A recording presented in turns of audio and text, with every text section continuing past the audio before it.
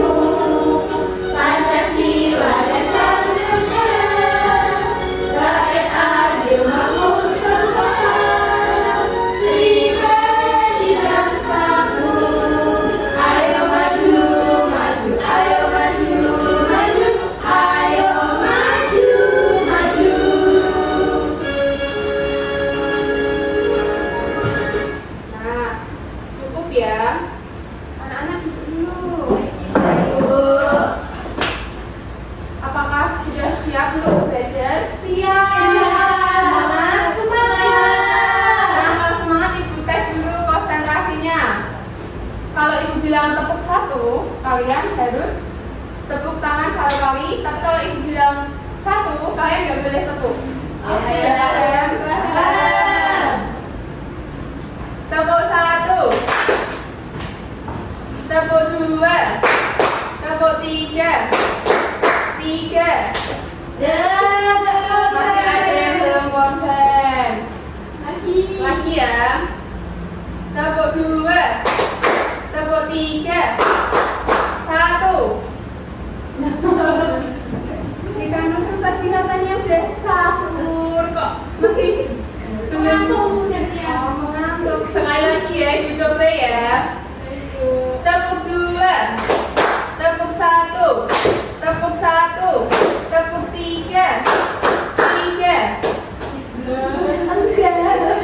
Ya sudah, ibu lanjutkan ya. Kalian pernah nggak melewatkan masa sahur? Pernah. Bangunnya kesiangan. Gak mau bangun malas. Nggak mau bangun.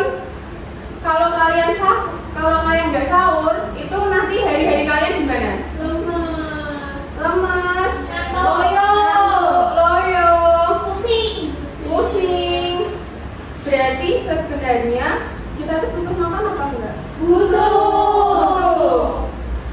kita makan, makanan itu akan diapakan oleh tubuh kita?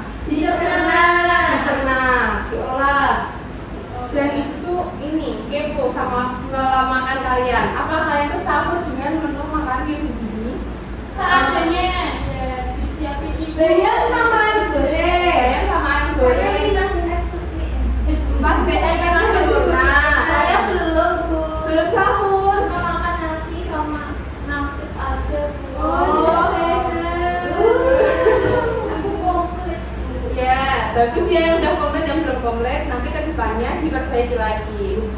Di sini Ibu akan menjelaskan mengenai pentingnya makanan untuk tubuh kita. Jadi tujuan pembelajaran kita hari ini itu Ibu harap kalian itu jadi paham tentang pentingnya makanan dan minuman untuk tubuh. Kemudian bahwa makan sehat itu ada hubungannya dengan kesehatan kita, dan Ibu ingin kalian membuat daftar menu makanan bergizi nantinya. Baik, Bu. Nah, simak video ini ya. Baik, Ibu. Ben.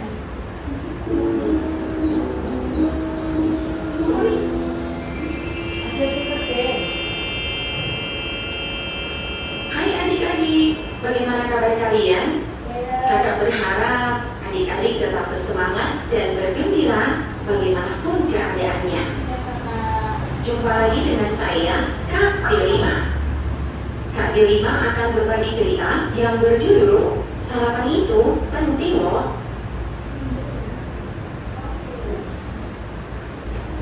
Pagi-pagi saat mau berangkat sekolah, terdengar suara ibu memanggil, "Tio, ayo sarapan." Tio yang hendak keluar dari pintu berhenti. Terlihat ibu muncul dari dapur sambil memegang piring dan berkata, "Ayo Tio, sarapan dulu." Tio menjawab, "Tidak Bu, nanti Tio mengantuk di sekolah karena kekenyangan." "Sudah ya Bu, Tio berangkat dulu." Demikianlah Tio berangkat sekolah tanpa sarapan. Saat belajar di sekolah, Tio memegang perutnya sambil berkata, "Aduh, geli sekali." Ibu pun melihat Tio mendekatinya dan bertanya, "Tio, kamu kenapa? Apa kamu sakit?" Tio menjawab, "Tidak tahu, perut saya tiba-tiba merasa geli." Ibu pun menyarankan Tio untuk beristirahat di UKS sekolah. Tio pun beristirahat di sana. Petugas UKS melihat dan berkata, "Tio, kamu terkena penyakit mah. Apakah Tio sudah sarapan tadi pagi?" Tio mengira. Ibu itu bertanya lagi, "Mengapa tidak sarapan? Saya biasa tidak sarapan dong. Saya takut mengantuk di sekolah karena kekenyangan." Tio mendapat nasihat. "Tio, sarapan sebelum berangkat ke sekolah itu sangat penting. Asupan gizi dan makanan di pagi hari akan menjadi sumber energi dan meningkatkan kerja otak. Tio harus sarapan terlebih dahulu sebelum melakukan aktivitas sekolah yang wajar." Manfaat sarapan pagi sangat banyak, karena sebagai sumber energi, kamu menjadi kuat karena mendapatkan nutrisi yang baik. Kedua, sarapan dapat meningkatkan kinerja otak, sehingga bisa mengikuti pelajaran dengan baik. Jika kamu sarapan, kamu tidak akan mengalami sakit seperti sekarang ini. Sarapan tidak akan membuat mengantuk jika porsi dan makanannya menakil. Saat sarapan, makanlah makanan yang berlemak, kaya protein dan berserat tinggi. Contohnya, susu, telur, sayur-sayuran, dan buah-buahan. Makanlah dengan porsi yang secukupnya, jangan berlebihan. Makan terlalu banyak saat sarapan akan membuat mengantuk karena kekenyangan.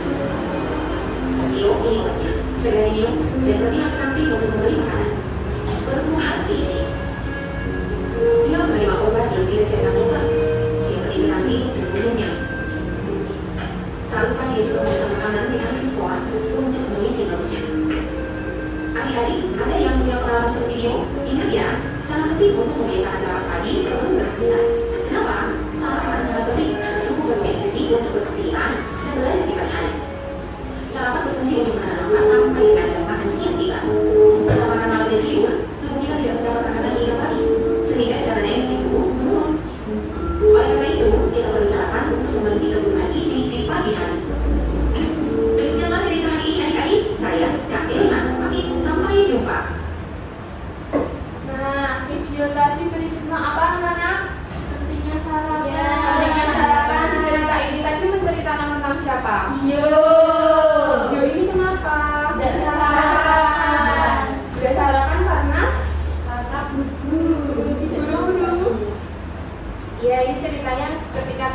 puasa ya anak-anak. Jadi analogikan sahur itu seperti sarapan. Nah, Gio ini tidak sarapan, terus di sekolah kenapa? Sakit Sakit perut. Kalau udah sakit perut terus dikasih apa tadi? Obat. Kasih obat. Di sini ada yang pernah mengalami kejadian seperti Gio? Tidak. Saya cuma pernah sakit perut dulu. Pernah sakit perut. Kalau di Kanur? Sakit mah. Sakit mah karena nggak makan. Iya. Nah itu ya, jadi untuk anak-anak itu nanti kalau mau puasa atau mau berangkat sekolah diusahakan untuk sahur dan atau sarapan. Nah, selanjutnya, mengapa kita perlu makan?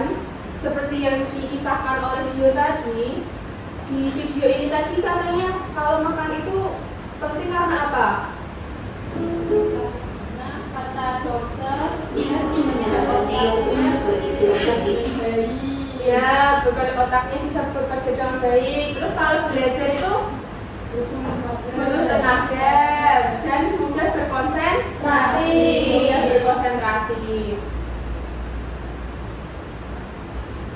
Kita perlu makan. Apakah makanan yang kita konsumsi itu asal-asalan? Tidak. Kita harus makan makanan yang bergizi. Apa sih makanan bergizi itu? MBG. Jadi makanan bergizi itu makanan yang memuat nutrisi-nutrisi yang kita butuhkan. nutrisinya apa, Bu? Nutrisinya kita akan bahas selanjutnya. Ini ada karbohidrat, serat, protein, lemak, vitamin, dan air. Tadi Ibu sepertinya mendengar ada yang sahur dengan sayur bayam dan ayam.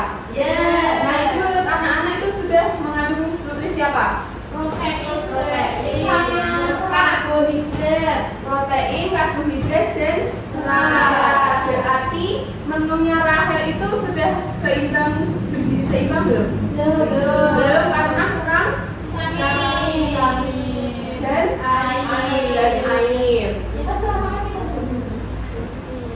Nah ini makanan bergizi itu makanan yang mengandung karbohidrat, protein, vitamin dan mineral, serat, lemak dan air. Apakah kalian pernah makan makanan yang bergizi seimbang? Pernah. Di rumah, tapi tidak sering. Oh iya. Tergantung utama. Ya.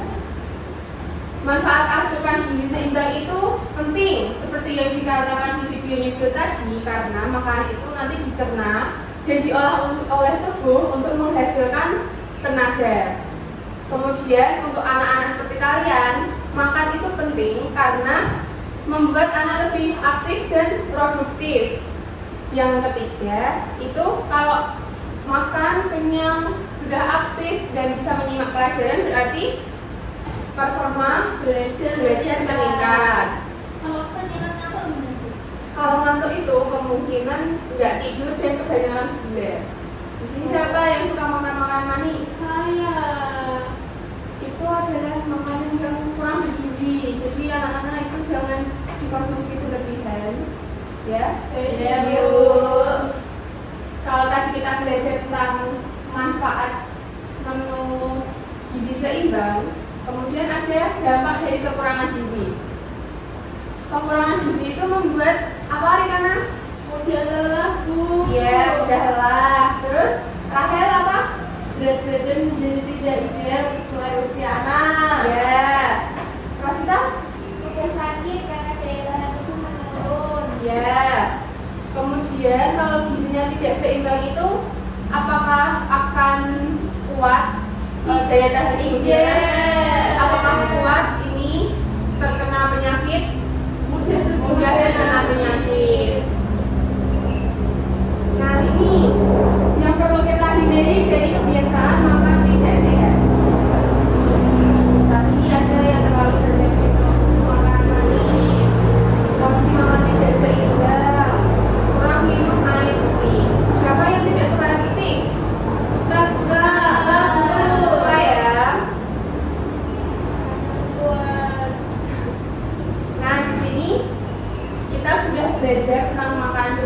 tadi terkandung makanan bergizi itu apa? Makanan yang mengandung gizi. Gizinya termasuk apa saja? Karbohidrat, Vitamin, air. Nah, jadi udah paham ya? Sudah. Di sini ibu ada pekerjaan untuk kalian, pekerjaan yang menyenangkan. Apa itu, Bu? Ibu minta kalian membentuk kelompok, 2 kelompok. Di sini pekerjaan yang pertama itu nanti ada gambar, kalian tuliskan gizinya yang ada di gambar ini apa. Misalnya ada karbohidrat, protein, kemudian beri alasannya. Beri alasannya itu simpulkan kalau makanan ini itu bergizi atau tidak. Yang kedua, kalian sudah membawa peralatan yang ibu minta? Sudah. Di sini ada makanan-makanan, ibu minta kalian mengguntingnya dan membuat menu makanan yang seimbang. Bisa? Bisa. Ini kelompok 1, dan ini kelompok 2 ya. Terima kasih, Ibu.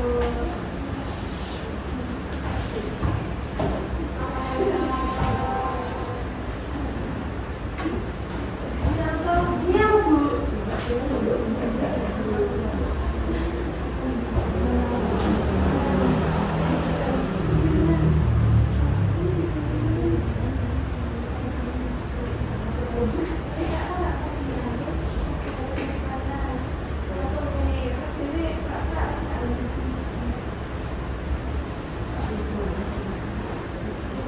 Itu berarti apa guys? Apa teman?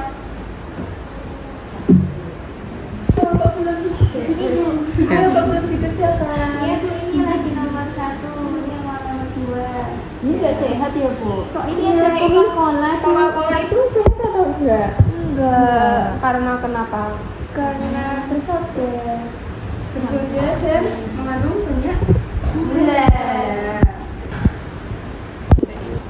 Jadi karbo ya Bu. Ya, karbo dari apa? Dari tepung. Hmm. Lalu ini ada Vitamin ya, Bu?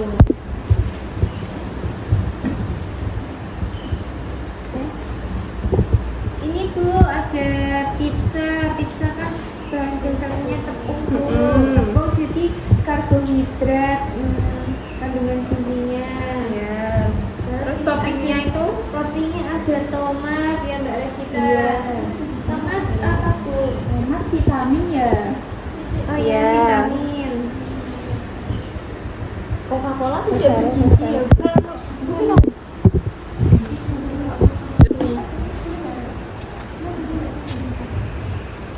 Instan.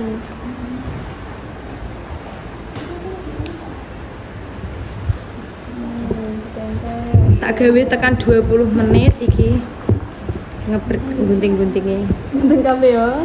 Tak apa kan ini proses mengerjakan ya lho.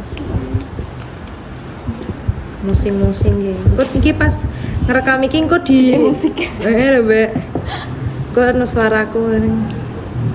Kue puasa ini pengen kue.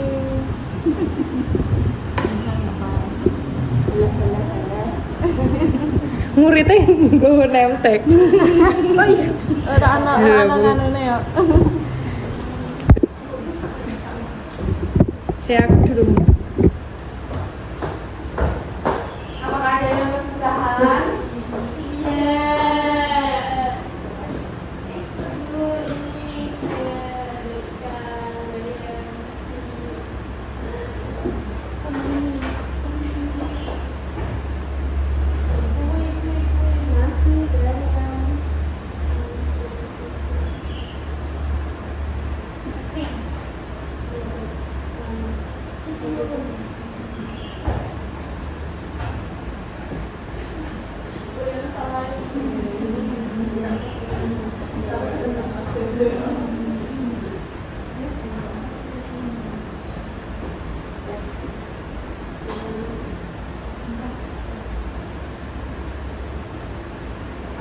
Apakah kelompok 2 sudah selesai? Sudah.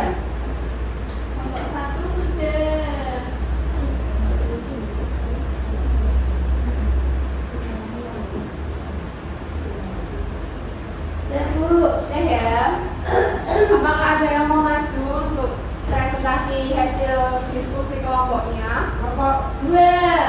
Ya, kelompok 2.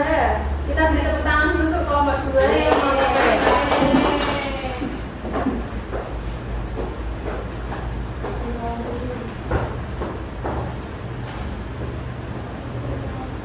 Perkenalkan, kami dari kelompok 2 yang beranggotakan saya sendiri, Rosita Kurnia, lalu Saya Regita. Saya Rahel. dan kami akan mempresentasikan hasil diskusi kelompok kami yang tentang makanan yang ada di gambar sini apa saja kandungan gizinya. Yang pertama itu ada nasi goreng. Nasi goreng itu terdapat karbohidrat, mineral, karbohidrat dari nasi, mineralnya dari timun, lalu vitamin dari timun dan tomat, protein dari telur, seratnya dari nasinya, dan ada air. Lalu yang belum menunya. menurut saya tidak seimbang, Bu, karena kurang air. Lalu yang kedua ada Mbak Regita yang menjelaskan. Yang kedua itu ada gambar pizza sama Coca-Cola. Di situ isinya ada karbohidrat, vitamin, serat. Nah, menurut saya ini belum seimbang, Bu, karena tidak sehat. Yang membuat tidak sehat itu apa? Coca-Cola. Coca-Colanya. Gula sangat banyak dan segar. Ya, yang ketiga ada mie ayam bakso, ceker. Udah sama air. Kandungannya ada air yaitu minumnya, karbohidrat dari minyak, lemaknya dari baksonya, proteinnya dari cakar ayamnya, seratnya dari sayurnya, dan ini sudah seimbang. Yeay. Lagi. Dan yang terakhir ada bakso dan air kelapa, Bu. Ya. Jadi di sini ada kandungan gizinya protein dari baksonya sendiri yang mengandung daging, lalu karbonnya dari mie yang terbuat dari tepung, lalu ada lemak dan vitamin, lalu ada vitaminnya dari air kelapa, lalu ini isinya sudah seimbang, Bu. Kemudian yang terakhir itu ada nasi sama ayam goreng. Nah, di situ mengandung protein dan lemak dari ayam gorengnya, kemudian karbo dari nasinya. Menurut kelompok kita ini belum seimbang, Ibu, karena belum ada vitaminnya dan air. Ya, kita beri tepuk tangan dulu untuk kelompok yang telah mandiri. Terima kasih ya. Ya, Bu. Kelompok 1 apakah ada yang berbeda dari kelompok 2? Sama, Bu. Sama. Yang selanjutnya kelompok 1 maju untuk mempresentasikan KKPD yang kedua ya. Baik, Ibu.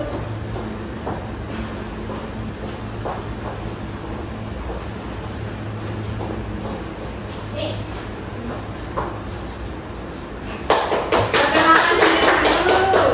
Perkenalkan, kami dari kelompok 1 mau mempresentasikan hasil kelompok kami, yaitu LKPD yang kedua, yaitu menggunting dan menempel isi piringku. Saya Rika, dan ini teman saya. Rika. Yeay. Jadi, Di kelompok kami itu piringnya isinya itu ada nasi, ada jeruk, ada ikan goreng, ada bayam, minumnya susu. Ya, itu apakah sudah seimbang kelompok 2? Sudah. Apakah bergizi? Bergizi. Ya, kita kasih tepuk tangan dulu. Terima kasih. Ibu lihat kelompok 1 dan 2 sudah bisa ya mengerjakan tugas-tugas yang ibu berikan. Jadi, apakah ada yang ingin ditanyakan? Sudah.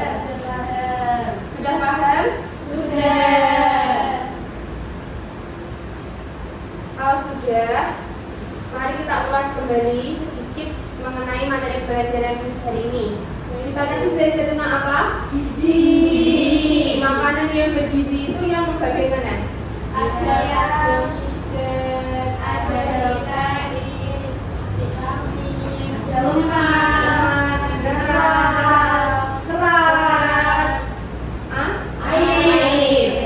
Karbohidrat itu bisa kita peroleh dari apa? nasi, Selain nasi, jagung, kentang.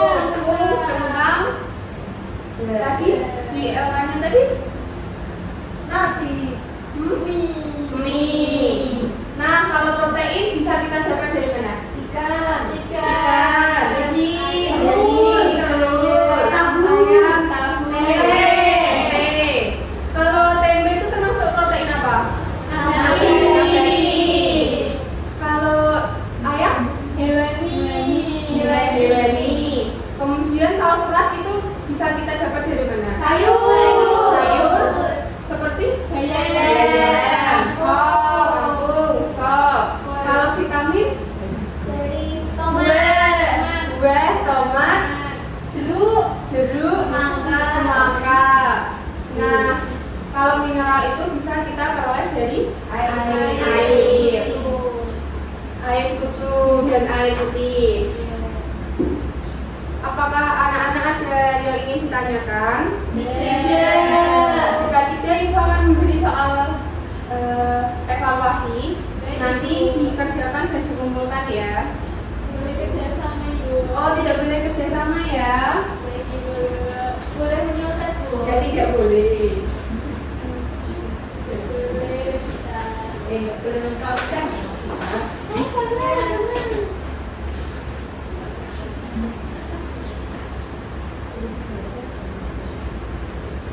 Sudah? Belum.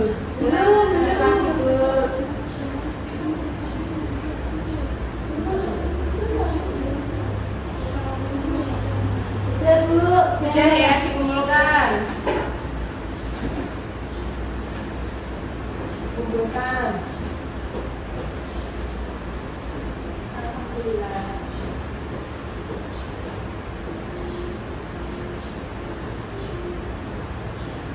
Kita tadi sudah belajar mengenai makanan yang bergizi seimbang. Kira-kira kedepannya apakah anak-anak tetap akan makan makanan yang seadanya?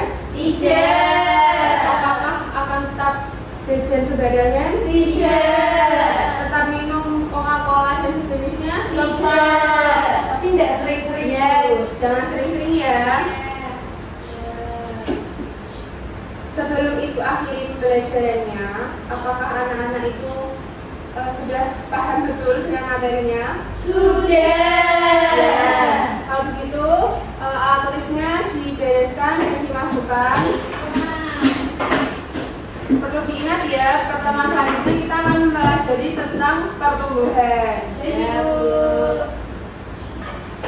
Untuk mengakhiri pertemuan kali ini, minta untuk kalian mengapresiasi diri sendiri dengan cara bertepuk tangan. Nah, kepada Resta, tolong dipimpin untuk berdoa ya. Baik Bu, mari teman-teman sebelum mengakhiri pembelajaran pada siang hari ini berdoa mulai.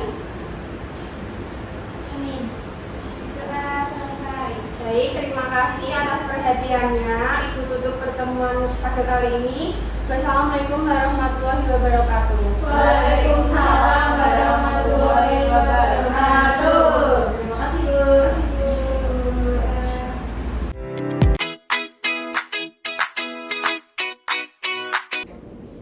Sudah pembelajaran mendalam.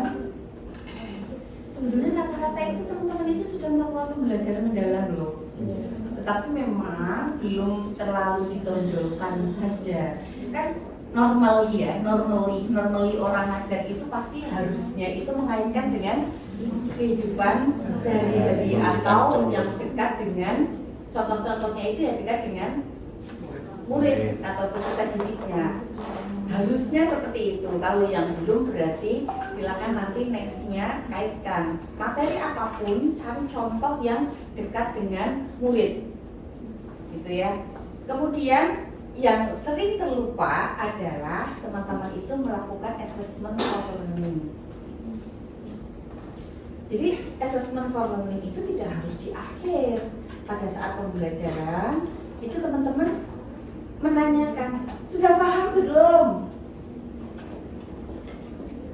Mana yang belum dipahami? Nah itu sebetulnya di tengah-tengah. Paham ya teman-teman ya? Ketika Bu Novi tanya seperti itu kan, Bu Novi sedang assessment itu. Kalau misalnya teman-teman paham Bu, oke, berarti paham. Belum Bu, bagian mana? Yang bagian mana yang belum itu, dan kita tidak lanjuti. Jadi itu, teman-teman harus terbiasa melakukan itu. Ketika menyampaikan topik, jangan di akhir. Di tengah-tengah pun teman-teman harus melakukan. Assessment itu tidak harus selalu menggunakan misalnya kertas, paper based, atau menggunakan aplikasi yang sekarang itu kan lebih sedang marak ya. Assessment itu menggunakan TIK, bisa Quizzes atau yang lain. Kalau SD mungkin belum terlalu ya, karena kan ada SD yang memang tidak boleh bawa HP, dan sama anak Bu Novi pun juga sama, tidak boleh bawa HP, bahkan di rumah pun tidak menggunakan HP. Tetapi untuk sekarang sekolah-sekolah itu sudah mempunyai smart TV yang memang sudah bisa touchscreen, bisa menggunakan itu. Di SD teman-teman sudah ada kan? Sudah kan? Nah, bisa menggunakan itu. Misalnya tidak apa-apa, satu soal atau dua soal, satu siswa satu soal misalnya asesmennya, boleh siswanya maju untuk jawabannya, itu boleh, gitu ya. Jadi teman-teman, asesmen tidak selalu menggunakan paper based ataupun menggunakan TIK. Asesmen secara langsung pun juga harus ada, dan teman-teman itu wajib melakukan asesmen sebelum pembelajaran, pada saat pembelajaran, di akhir pembelajaran. Di awal pembelajaran itu bisa sebagai asesmen diagnostik, gitu ya, untuk mengetahui, terserah asesmen diagnostiknya itu boleh kognitif maupun non kognitif, terserah. Karena itu asesmen diagnostik, maka hasilnya digunakan untuk merancang pembelajaran. Kemudian boleh juga teman-teman asesmen di awalnya itu berupa pertanyaan memantik untuk memetakan, oh ini peserta didik yang sudah paham materi dasarnya. Boleh, itu asesmen. Kemudian di tengah-tengah pembelajaran, pada saat proses pembelajaran, teman-teman melakukan asesmen juga. Misalnya seperti tadi, asesmen for learning dalam bentuk pertanyaan lisan boleh, atau teman-teman melakukan asesmen kinerja yang ketika peserta didik sedang melakukan diskusi, teman-teman mencatat, menilai. Nah, kalau misalnya itu untuk UGIM, sebaiknya teman-teman memperlihatkan itu. Misalnya peserta didik sedang berdiskusi, Anda melakukan membimbing dalam kelompok kecil, gitu ya. Dibimbing misalnya, sudah paham belum? Yang mana yang belum misalnya? Itu pun Anda juga membawa misalnya kertas untuk menilai. Nah, itu harus ditampakkan kalau nanti pada saat ujian. Kalau misalnya dalam pembelajaran biasa, Anda harusnya pun seperti itu. Kalau Anda tidak hafal, tapi ketika Anda hafal semua peserta didiknya, ya tidak apa-apa, tidak langsung begitu. Dan seperti itu nanti pada saat Anda duduk, Anda sambil menilai. Itu asesmen selama proses pembelajaran. Asesmen di akhir pembelajaran tujuannya adalah untuk mengetahui apakah tujuan pembelajaran di pertemuan tersebut sudah tercapai atau tidak. Paham ya? Nah itu biasanya yang sedikit terlewat. Padahal itu penilaiannya ada 3. Apakah peserta atau mahasiswa itu merencanakan asesmen, diagnostik, kemudian formatif, sumatif, itu harus direncanakan di RPM-nya atau RPP-nya atau modul ajarnya. Apakah peserta didik melakukan asesmen, penilaian di awal, inti dan akhir, awal proses dan akhir. Apakah peserta didik mahasiswa menggunakan hasil evaluasi dalam pembelajarannya. Jadi harusnya tampak, misalnya hasil dari asesmen diagnostik digunakan untuk membagi kelompok misalnya. Ini kan tanpa. Berarti dia menggunakan hasil evaluasi atau hasil assessment untuk merencanakan tindak lanjut. Paham ya? Gitu. Kalau yang tadi bagaimana? Mau beri masukannya sebagai pesertanya? Tidak, baik. Di bagian mana yang kurang? Teman-teman itu ketika memberi masukan itu bukan untuk menjatuhkan, tapi memberi masukan pada teman supaya menjadi lebih baik lagi. Sahabat yang baik itu yang mengingatkan, bukan menjerumuskan. Gitu ya. Tidak apa-apa, yang diberi masukan juga harus senang harusnya. Oh, oke, berarti besok saya harus lebih baik lagi misalnya. Ada masukan? Karena kalau kita kan hanya melihat sekilas ya. Yang menjadi peserta didiknya bagaimana? Menurut saya, Iya. Boleh. saya respon guru itu kurang interaktif, jadi siswanya itu kurang termotivasi. Oke. Ini juga ya, memberikan klarifikasi dan juga penghargaan. Grow mindset, tidak boleh menghakimi ketika peserta didik melakukan kekeliruan. Salah kamu, bodoh kamu, gak boleh. Ya, bisa. Mahal kenapa di sekolah? Gak boleh seperti itu. Sebaiknya, oke, ada kesalahpahaman.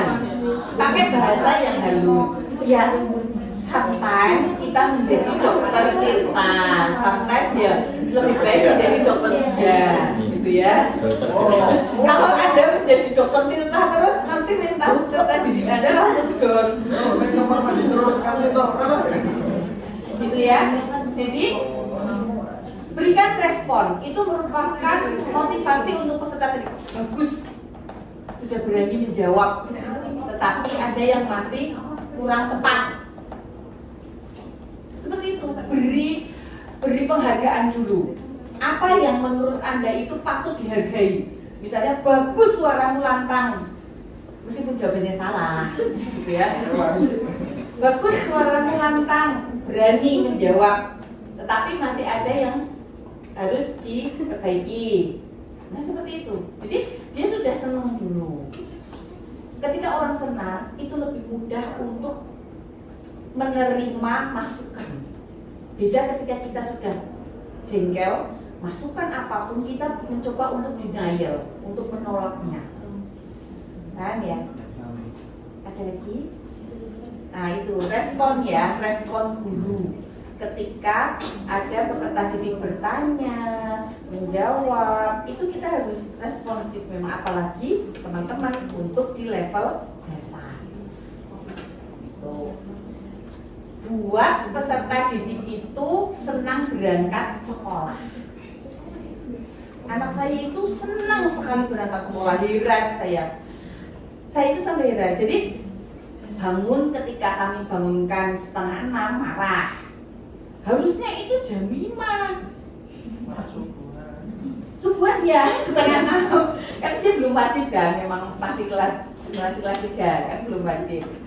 Jadi tetap bangun sholat subuh dia, tapi dia nggak mau. Padahal kita sudah beritahu harusnya alarm itu kamu setting sendiri. Alarm adik itu jam 5:30, ya sudah. Harusnya settingnya jam 5. Tapi kan lebih enak dibangun kalau tidak bisa.